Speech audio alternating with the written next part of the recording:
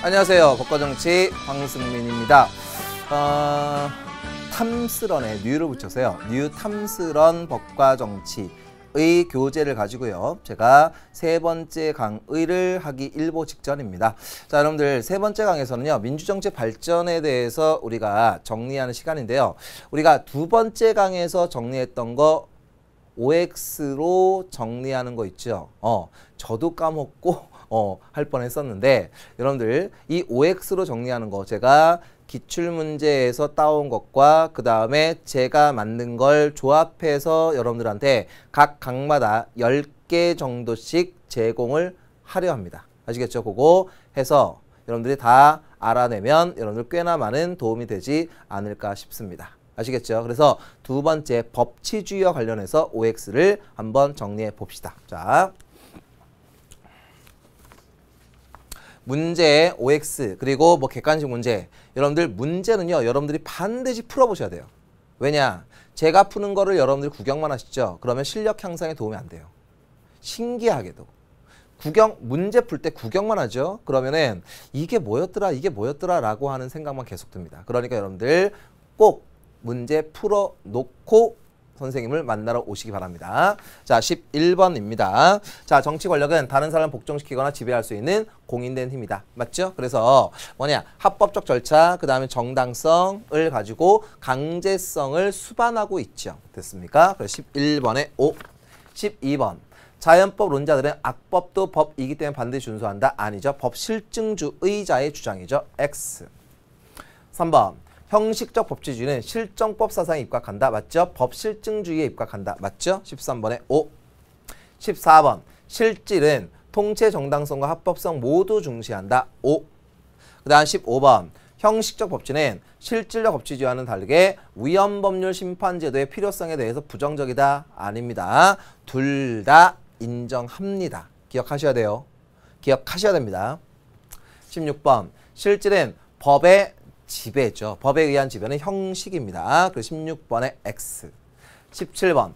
형식은 법의 내용과 목적보다는 형식과 절차를 중시한다. 합법적 절차만을 강조한다 그랬죠. 그래서 17번에 O. 그 다음에 18번. 실질은 관철되기 위해서는 행정권의 우위가 이루어져야 돼. 행정권의 우위는 실질적 법치주의에서 행정권의 우위가 이루어지면 안 되죠. 독재 아닙니까? 그러니까 이거는 X. 18번에 X. 그 다음에 19번에 실질뿐만 아니라 형식도 국가 권력의 자의적 행사를 방지하기 위한 원리다. 이거 중요하다고 그랬습니다. 5. 그 다음에 20번. 저항권은 정치 권력의 합법성보다는 정당성에 초점 맞춘 것이다. 저항권이라고 하는 거는요. 우리가 다음 강까지 들으면 다 이해가 되는데 저항권은 뭐냐. 자, 불합리한 정부 권력에 대해서 합법적이건 합법적이지 않건 뭐냐. 일단 정치 권력은 합법적일 가능성이 크죠.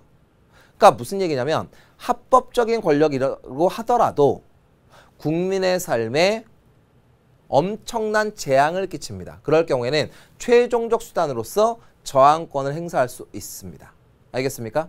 그래서 저항권 행사를 자 우리나라 전문에 4.19 이념을 계승한다라는 말이 있거든요. 뒤에서 배우는데 거기서 배우면 좀 알게 되는데 이 머릿말에 나오는 헌법 머릿말에 나오는 그 내용을 가지고 저항권을 인정할 것이냐 말 것이냐라는 것은 학계에서도 논란거리긴 합니다. 어쨌든 간에 저항권은 정당성에 초점을 맞추어서 저항권을 행사하는 겁니다. 알겠죠? 뭐 4.19, 그다음에 5.18, 뭐 6월 항쟁 뭐 이런 것들을 생각하시면 되겠습니다. 요 간단하게 사이드로 좀 기억해 놓으시고요. 자, 그러면 이번 시간에는 민주정치의 발전 과정에 대해서 정리하도록 하겠습니다. 자, 요만큼만 가서 정리 한번 해볼게요.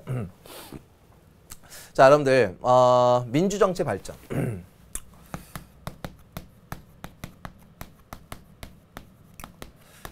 자, 지금부터 우리가 정리하는 거는 민주정치의 발전을 배우는데 자, 이번 시간은요. 주로 정치 역사를 배우고요. 다음 이 시간에는 사회계약론, 아주 유명한 민주주의에서 핵심적인 사회계약론을 배울 예정입니다. 됐죠? 자, 그래서 이번 시간에 민주정치의 발전의 역사를 배우는 시간인데 자, 요거를 하기 전에 요거를 잠깐만 보고 정리해 봅시다.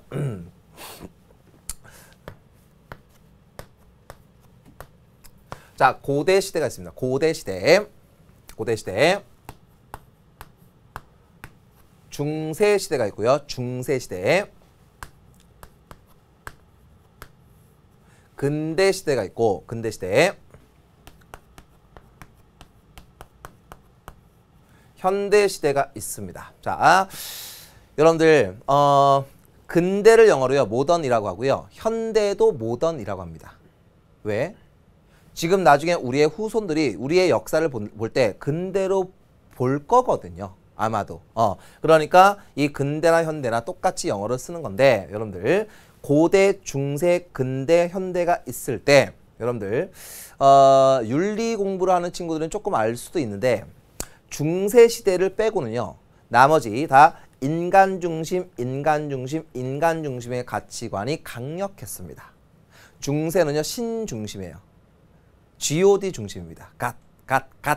이렇게 되는데 이 고대 시대는 고대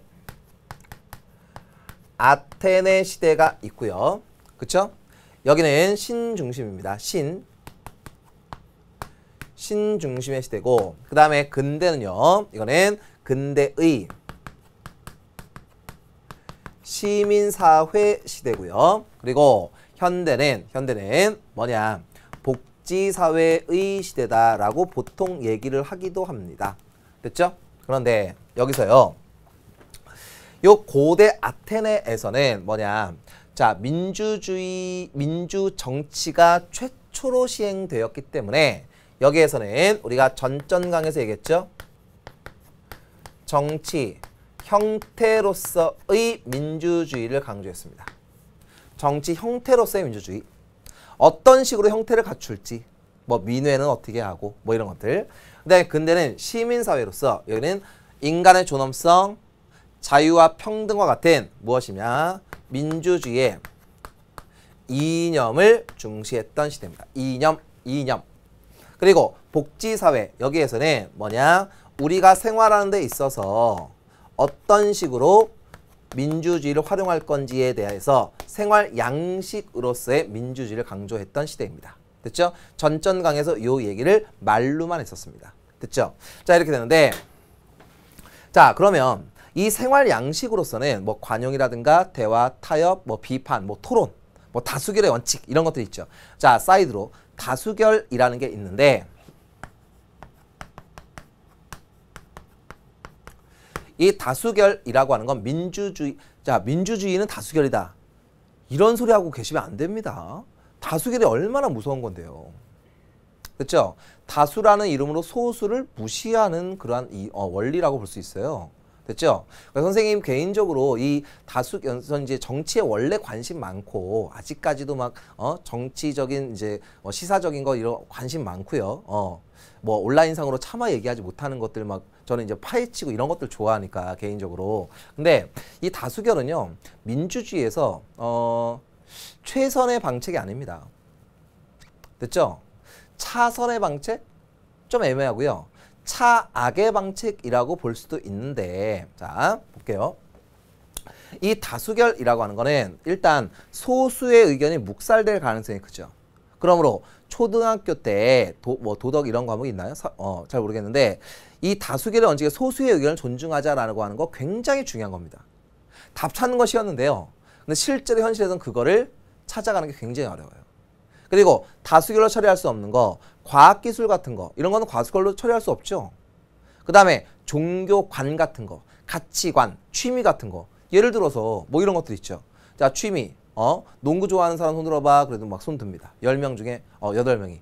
그 다음에 축구 좋아하는 사람 손 들어봐. 그래도 2명 손 듭니다. 그러면 농구가 축구보다 좋은 겁니까?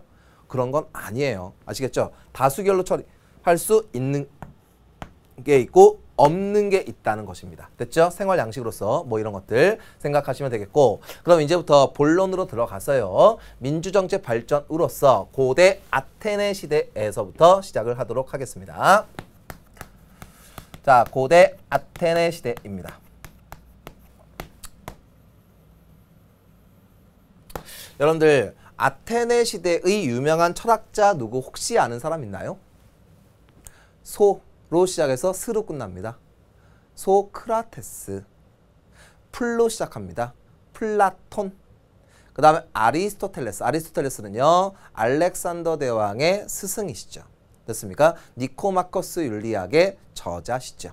근데 이 아테네는 이제 그 뭐죠? 도시국가, 폴리스죠, 폴리스입니다. 그래서 이 아테네 지역을 중심으로 해서 뭐가 되느냐?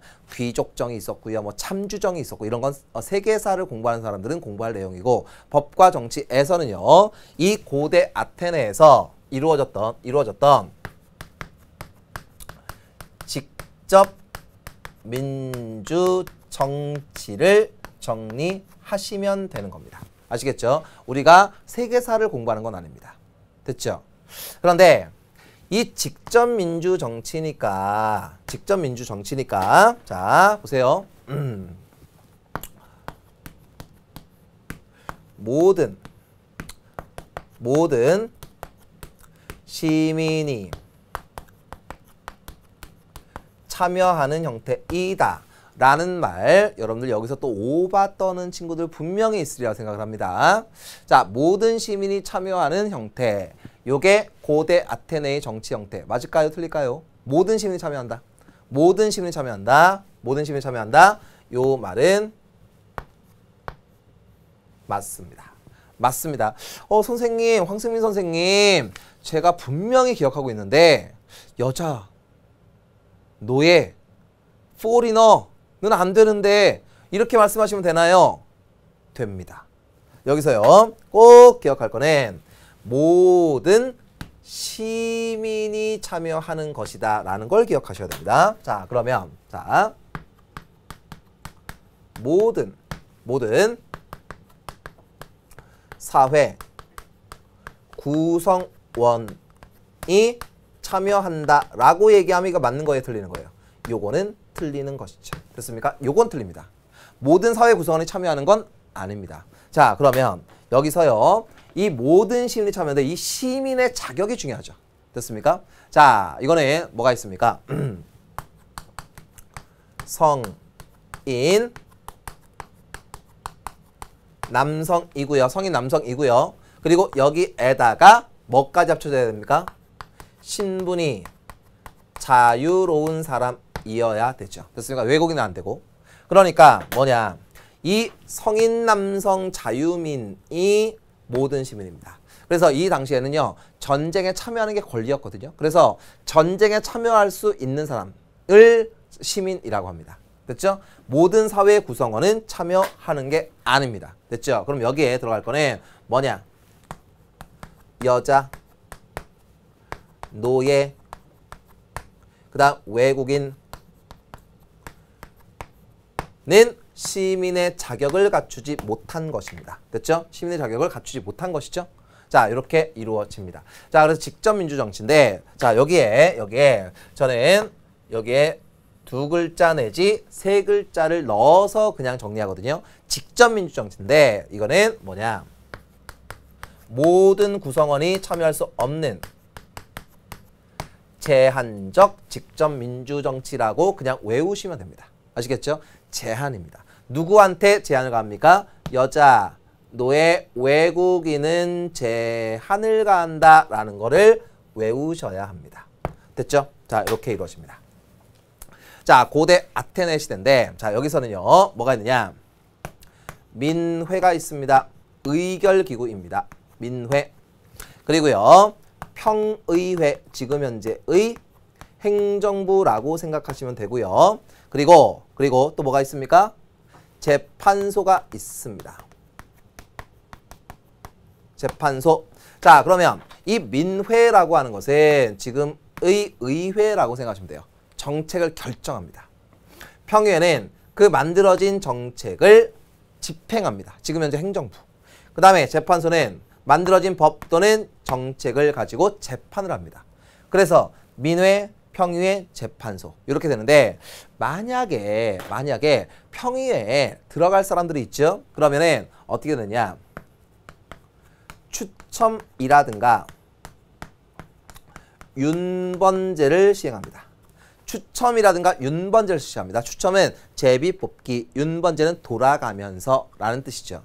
그러면 여기서 기억할 거 요걸 딱 기억을 하셔야 됩니다. 자, 업무와의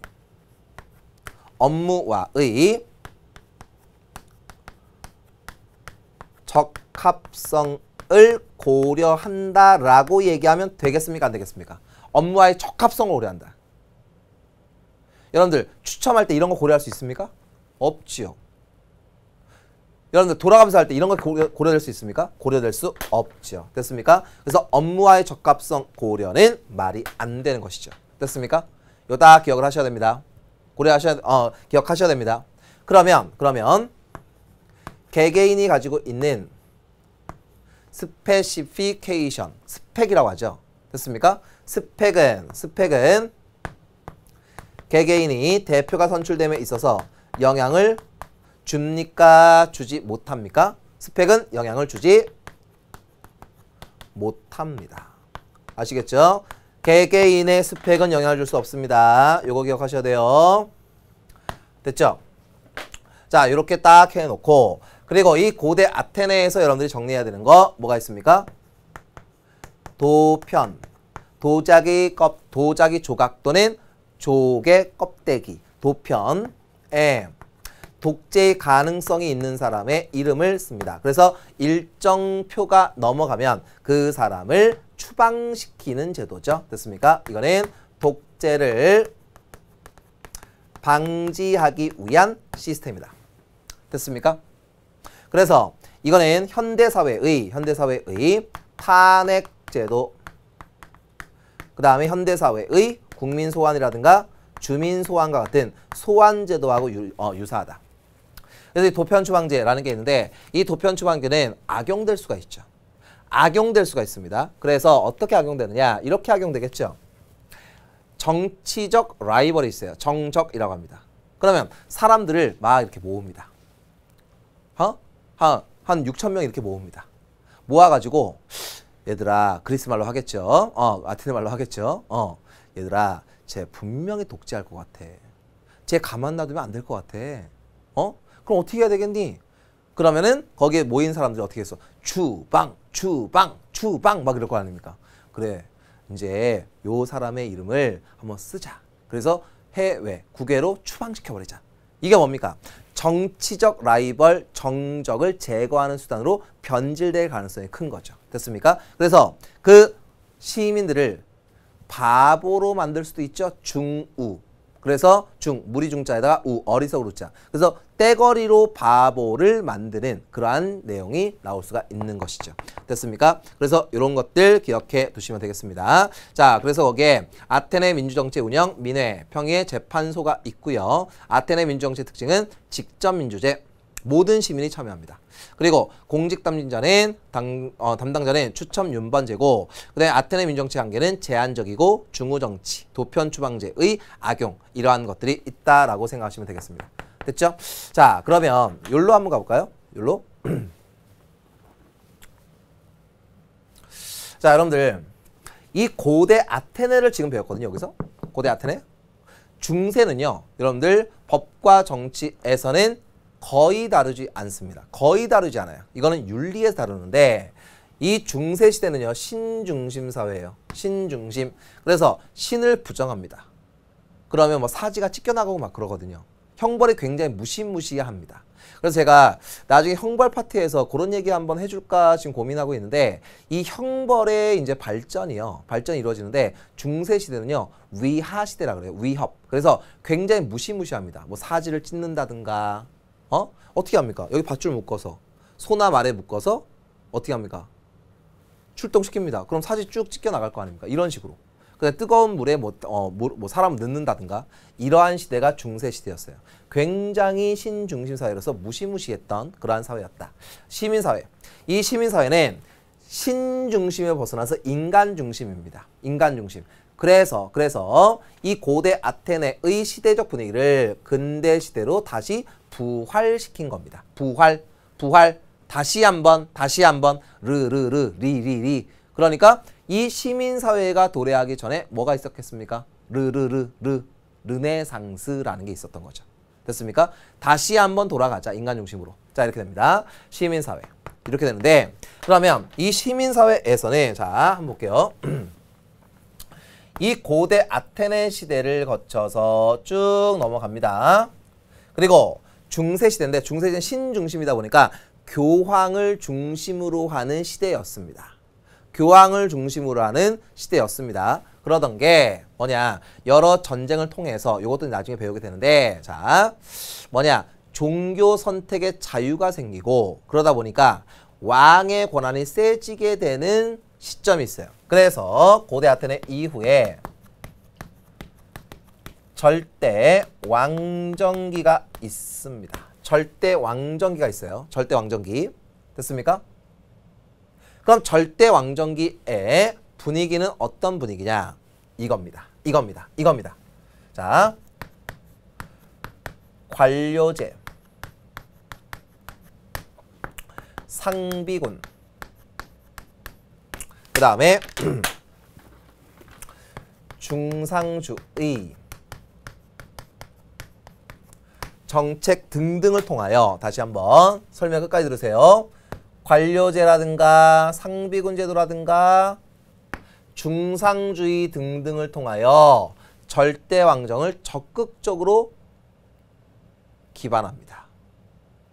그러면 관료제라고 하는 건 절대 왕정 주변의 공무원 시스템, 근데 상비군은 경호 시스템, 근데 중상주의는 경제 시스템이에요. 알겠습니까? 이렇게 되는데, 이 절대 왕정 시기는 어떤 특징이 있느냐, 제1신분이 있다고 보고, 그 다음에 제2신분이 있다고 봅시다. 1신분은요 성직자 계급이고, 뭐 카스제도에서 브라만 계급이라고 이제 유사한 거죠. 2신분은 귀족이죠. 귀족. 그 다음에 3신분은 일반 평민입니다. 됐습니까? 그러면 이게 삼각형 구조가 이루어지는데, 여기서요 요 1신분과 2신분은 자, 그 지체가 높기 때문에 권리가 강력한 사람들이에요. 권리가. 근데 이 제3신분은요 의무가 강력합니다. 한번 설명했죠, 이거? 그래서 이 제3신분은 의무가 강력한데, 이 제3신분 중에서 비지가 있습니다. 비지라 함은 부자의 약자는 아닙니다. 부자의 약자는 아니에요.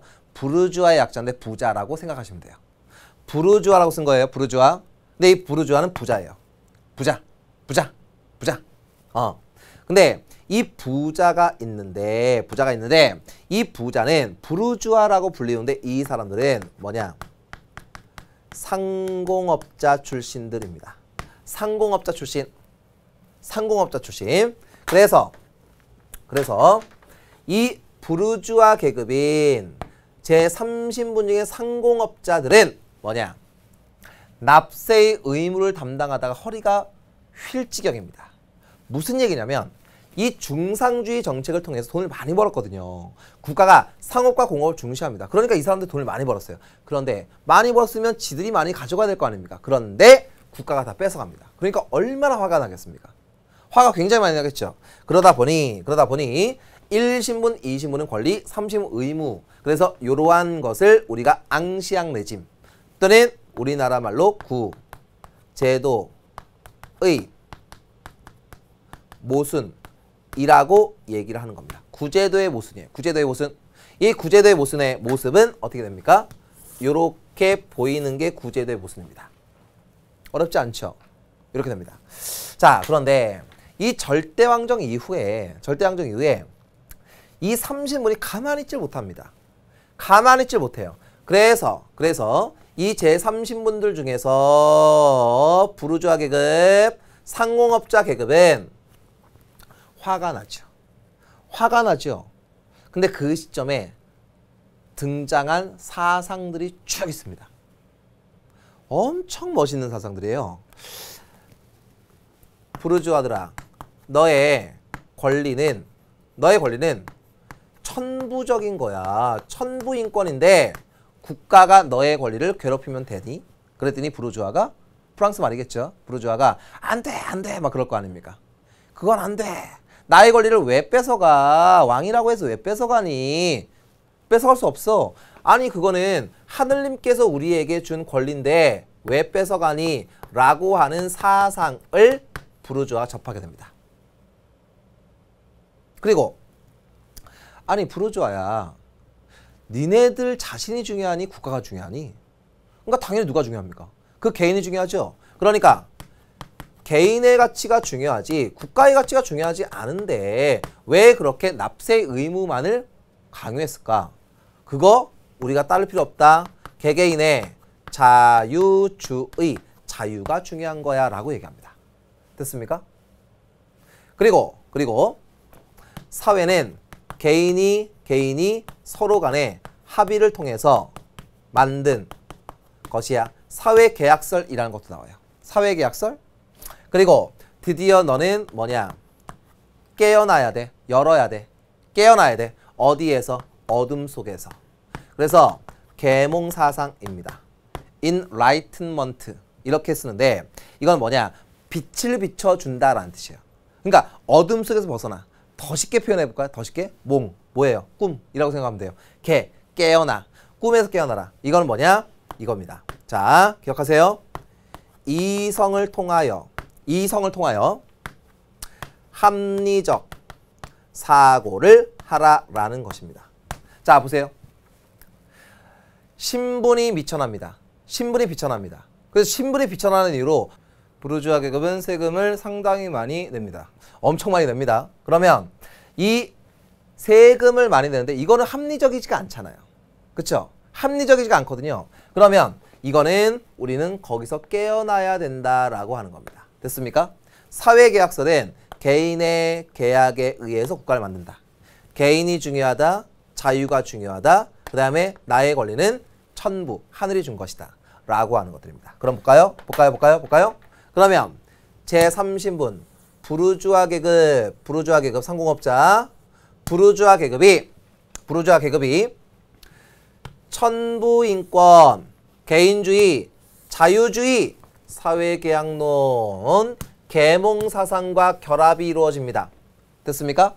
결합이 이루어집니다. 결합이 이루어져서 결국에 뭘 발생시킵니까?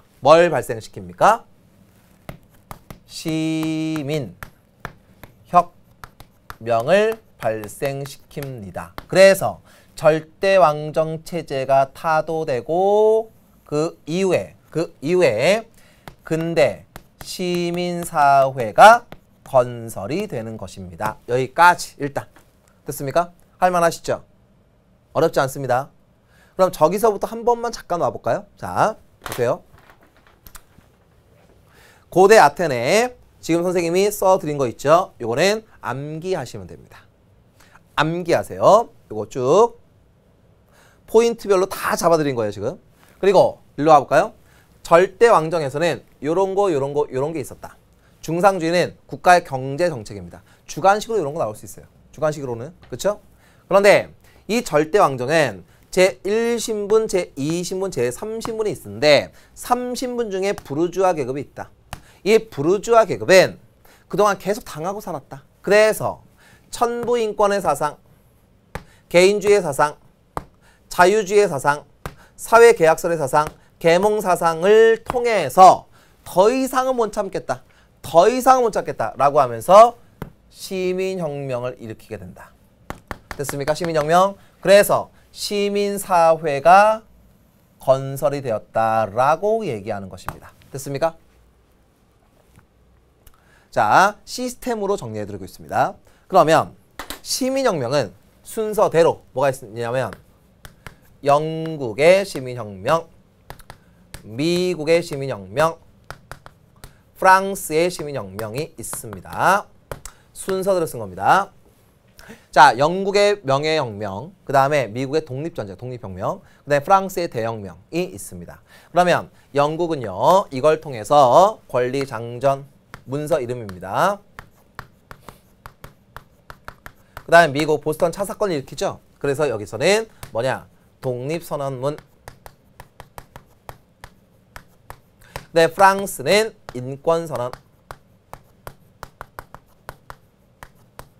자, 이렇게 이루어집니다. 영국은 이 시민혁명, 명예혁명, 피를 흘리지 않았다고 해서 명예혁명이죠. 그래서 명예혁명을 통해서 입헌군주제, 의회 중심의 정치가 이루어지고 미국은 민주공화정, 대통령제가 만들어지게 됩니다. 됐죠? 자, 이렇게 되는데 이 시민사회가 만들어집니다. 그럼 시민사회는 결국에 뭐냐? 결국에 뭐냐? 이겁니다. 이거하고도 관련되는데 권력 분립이 이루어집니다. 권력 분립. 그리고 입헌주의가 만들어집니다. 헌법에 의하여. 그 다음에 우리가 배웠었던 법치. 그리고 국민주권입니다. 내가 이 나라의 주인이다. 이러한 것들이 시민사회에서 이루어지게 됩니다. 됐습니까? 그럼 결국에 시민사회는 이런 거죠. 천부인권, 개인주의, 자유주의, 사회계약설, 계몽사상, 권력분립사상, 입헌주의 사상, 법치주의 사상, 국민주권 사상에 의해서 시민사회가 만들어졌다라고 생각하시면 됩니다. 됐죠? 자, 이렇게 되는데 여기서 여러분들이 정리해야 될 게 무엇이냐? 시민사회의 한계점 꼭 기억하셔야 됩니다. 한계점. 한계점은 온리비주의예요. 온리비주의. 뭐예요? 모든 정치에는 부르주아가 주도적 세력이 이루어집니다. 그러면 여기 한번 볼까요? 제30문에 부르주아가 있는데 부르주아 말고도 30문이 있을까요? 엄청 많죠. 농민들도 있죠. 일반 노동자도 있죠. 그들은 사회 주도적 세력이 되지 못하는 거예요. 됐습니까? 그러다 보니 부르주아 이외의 계급은 뭐가 되느냐? 다 사회에서 아웃사이더, 이너서클에 못 들어오고요. 아웃사이더가 그냥 되어버립니다. 됐습니까? 그래서 오로지 부르주아만 정치 참여의 기회가 있었다라고 생각하시면 됩니다. 됐죠? 그러니 이 오로지 부르주아에게만 정치 참여의 기회가 제공되다 보니 부르주아 이외의 노동자 계급, 농민 계급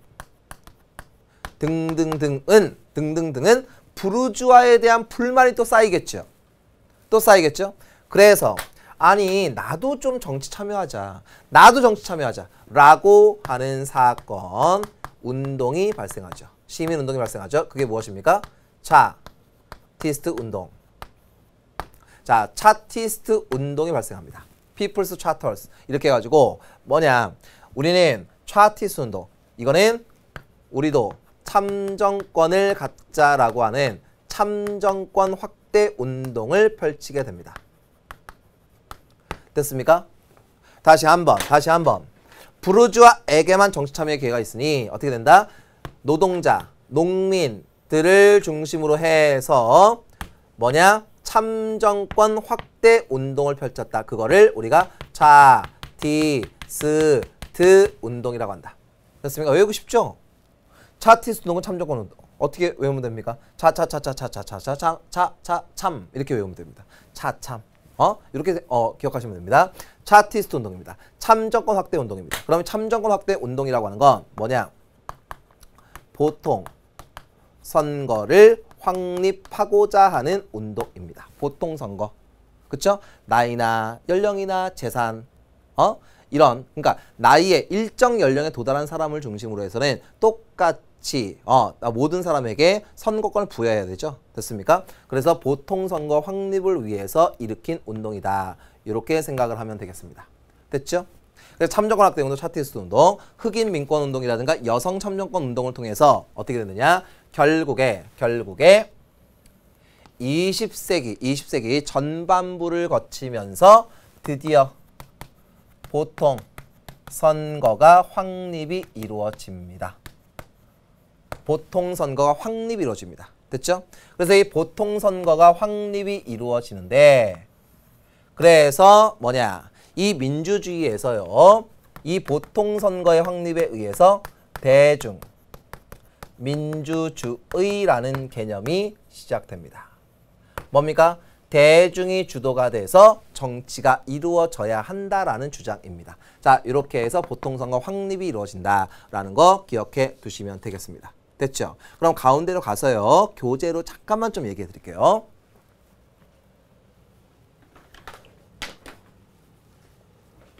자, 거기에서요.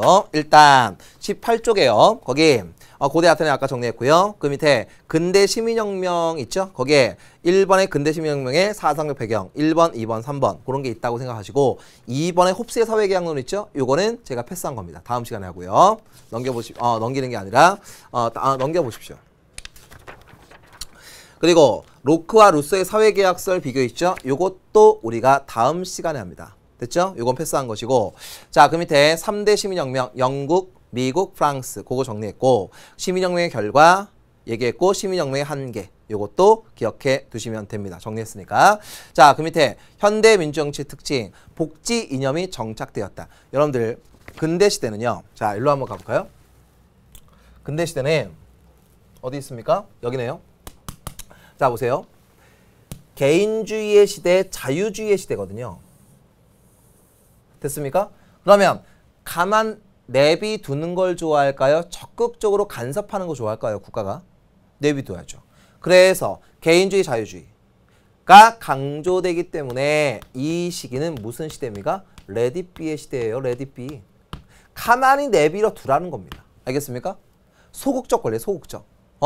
그래서 내비둬도, 내비도 이런 노래도 있잖아요. 그쵸? 영국에. 그래서 이런 노래도 있어요. 그만큼 국가의 역할을 최소화시키자라고 하는 주장이 나온다라는 것입니다. 됐죠? 그러다가 현대시대 도래하면서 뭡니까? 복지의 이념이 시작되는 거죠. 됐습니까? 복지. 이렇게 기억해 두시면 되겠고 자, 넘겨보시면 대중민주주의 확산이 있습니다. 거기에 등장 배경 보통선거의 실시로 인한 참정권의 확대, 대중민주주의 확산이 있고 그래서 참정권 확대 운동으로서 차티스트 운동, 흑인 민권 운동, 그 다음에 여성 참정권 확대 운동 등이 있다. 요 정도 기억을 하시면 되겠습니다. 되시겠죠? 이렇게 해두고 그 다음에 제가 그 나머지 것들 간단하게만 정리를 하도록 하겠습니다. 자, 일로 한번 와보세요. 자, 여러분들 자, 우리가 민주주의를 구별할 때 참여 방식에 따라 구별을 합니다. 참여 방식이에요. 참여 방식에 따라서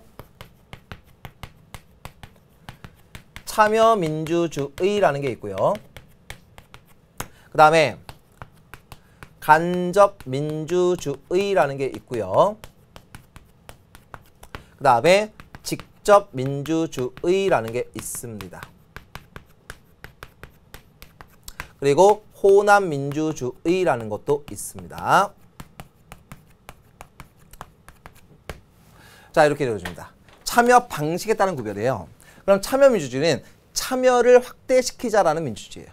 여러 가지가 다 들어갑니다. 거기에 22페이지에 하단부에 나와 있는데 국민투표라든가 소환제도라든가 발안제도와 같은 직접민주주의의 요소를 활용하자라는 것도 있고요.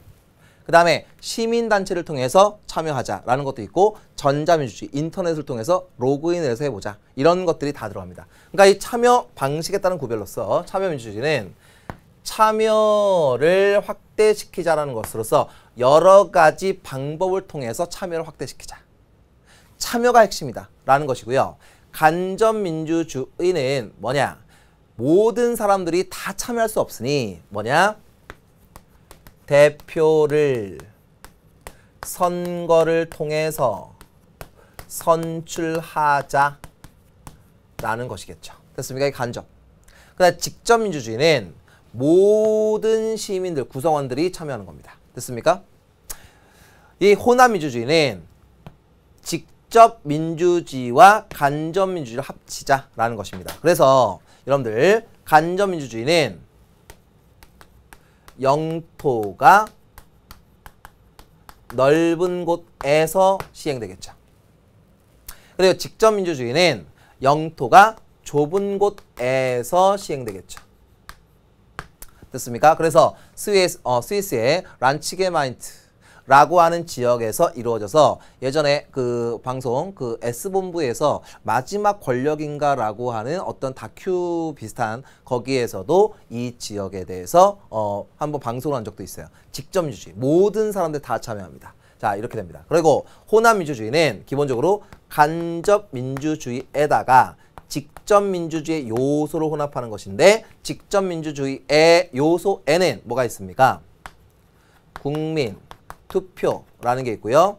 국민 소환이라는 게 있고요. 국민 발안이라는 게 있다. 국민 투표는 뭔지 아시죠?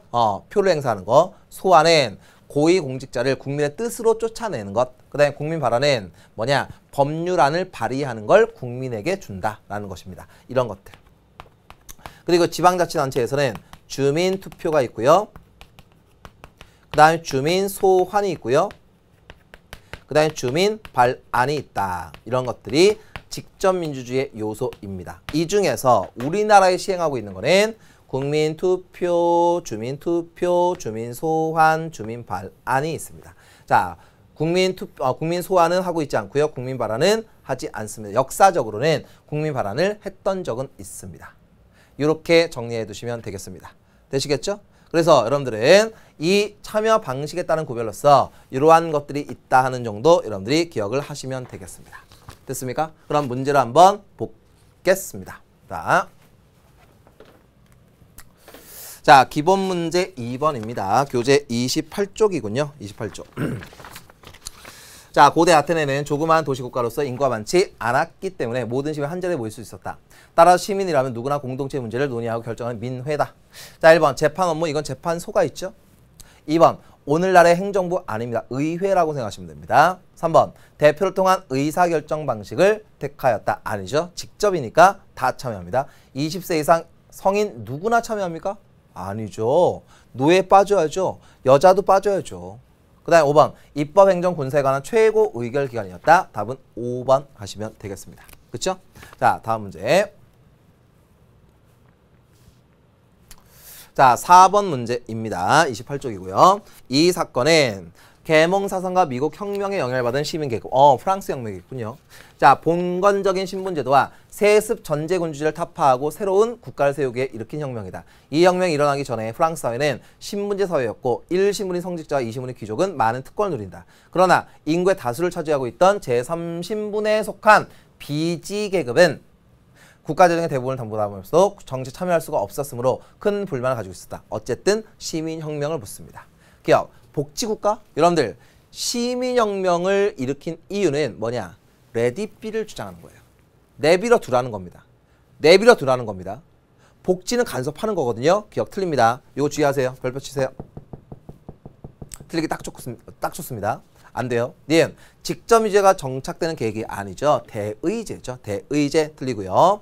그 다음에 디귿 개인주의와 자유주의 됐고요. 릴 정부 권력 자체를 시민이 형성하고 운영하려는 것이다. 그쵸? 시민의 힘으로 국민주권의 이론이 나오게 된다라고 얘기했었죠. 그래서 디귿과 릴 가시면 되겠고요. 그 다음에 29쪽의 10번 문제는 어떻게 푸나 한번 볼까요? 10번 밑줄 친 부분에 해당하는 우리나라 헌법 내용으로 옳은 것은 직접 민주제적 요소를 부분적으로 채택하고 있다. 자, 아까 설명했던 내용이죠. 1번 입법권은 국회에 속한다. 이거 뭡니까? 이건 간접이죠. 2번 국회의원과 정부는 법률안을 제출할 수 있다. 이것도 간접이죠. 3번 정당의 설립은 자유이며 복수정당제. 이것도 대표를 선출하는 거니까 간접. 4번 대통령 중요 정책을 국민투표에 회부할 수 있다. 이거는 뭡니까? 투표. 이거는 직접 민주주의입니다. 5번 모든 국민의 법률이 정하는 바에 의해 선거권, 선거와 투표는 다른 겁니다. 선거는 대표를 뽑는 것이죠. 그러니까 이건 간접. 투표는 내가 참여하는 방식이죠. 참여입니다. 참여. 그러니까 이거는 직접이죠. 이건 직접, 이거는 간접입니다. 답은 4번 하시면 됩니다. 자, 다음 문제. 심화 3번 교재 30쪽입니다. 다음 A, B 유형의 국민투표제에 대한 설명으로 옳은 거. 자, 요거를 할까 말까 고민을 했었는데요. 자, 오케이. 요 문제는요. 요 문제는 제가 그 다음 강에서 풀어드릴게요. 아시겠죠? 이거는 다음 강에 설명을 하고 풀어드리는 게 적당할 것 같습니다. 이거는 조금 부족하니까 시간에서 다음 강에서 심화 3번 문제 풀어드릴게요. 이거 패스하겠습니다. 심화 5번을 먼저 가겠습니다. 밑줄 친 이 제도입니다. 자, 지방자치제 시행 이후에 지방자치단체의 장에게는 막강한 권한이 주어진 반면 지방자치단체의 장에 대한 견제는 취약하였다. 지방자치단체의 장이 비리를 저질러도 법원의 최종 판결이 내려지기 전까지는 그 직위가 유지되는 것이 큰 문제였다. 이건 주민 소환제도를 얘기하는 것 같은데요. 주민들의 힘으로 지방자치단체의 장을 내모는 거죠. 이거는 제주도에서 실제로 있었던 적도 있습니다. 이를 해결하자 선출도 퇴출도 우리 손으로 하는 이 제도가 도입된 것이다. 주민 소환 제도로 보이네요. 이것은 범죄나 비행 외에 정치적 무능력, 공약 불이행, 독단, 전횡, 비효율, 파렴치행위, 수뢰 혐의 등의 다양한 사실을 그 사유로 한다는 점에서 헌법이나 법률 위반을 사유로 하는 이른바 탄핵 심판 제도와 유사하다. 그래서 제가 말씀드린 것 중에 아테네의 도편 추방제하고 유사한 게 탄핵 제도와 소환 제도, 국민 소환, 주민 소환 이런 것들하고 유사합니다. 라고 얘기했어요. 자, 기억, 갑, 중우 정치의 폐단을 가져올 수 있겠군요. 라고 합니다. 여러분들 중우 정치의 폐단을 가져올 수 있겠군요. 요거 될까요? 안 될까요? 바보스럽게 됩니다. 그러면 여러분들 주변에서 막 떼거리로 막 모읍니다. 그래서 저 사람 나쁜 사람이니까 우리 저 사람 내몰자 라고 얘기할 수도 있는 것이죠. 됐습니까? 이거 도편 추방제하고 또 비슷한 문제죠. 맞고. 그 다음에 지방행정의 효율성과 안정성을 향상시키겠군요. 아니죠. 안정성이 떨어지는 거죠. 됐습니까? 그 다음 정적에 의해 정치적으로 악용될 수도 있죠. 됐습니까? 소환제도는 그렇습니다. 그러니까 정치적 라이벌의 입장에서 이 사람이 싫어요. 그럼 어떻게 하면 됩니까?